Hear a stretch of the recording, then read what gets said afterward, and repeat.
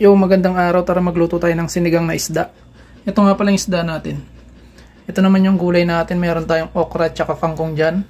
Naimay at nalinis ko na yan. Tapos meron tayong sibuyas, kamatis at siling panigang. Then ito naman yung sinigang mix natin. Tapos asin. Madali lang gayahin to at madali lang sundin. So tara, simulan na natin.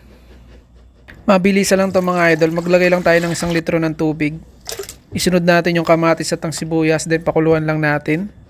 Takpan lang natin yan para mabilis kumulo. Then once na kumulo na, ilagay na natin yung Knorr sinigang mix natin. Sa sampalok original flavor lang po yan. Haluin at pakuluan lang natin para agad matunaw yung sinigang mix natin. Pagkatapos ilagay na natin yung siling panigang.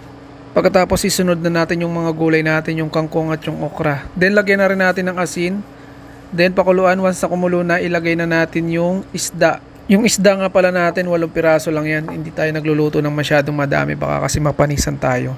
Pagkatapos natin malagay, ilubog-lubog lang natin yan para hindi madurog. Ganyan yung paghahalo. Hindi ko pala nasama tong magic syrup sa ingredients kanina, pero ito na, ilalagay na natin. Then papakuluan lang natin, once na kumulo na yan, luto na. At ayan na nga mga idol. At ayan na nga, nakaserve na siya. Tapos may patis na maraming sili. Ang sarap niyan. Tapos maraming kanin. Solved na naman nito. Kaya tara, manganta na.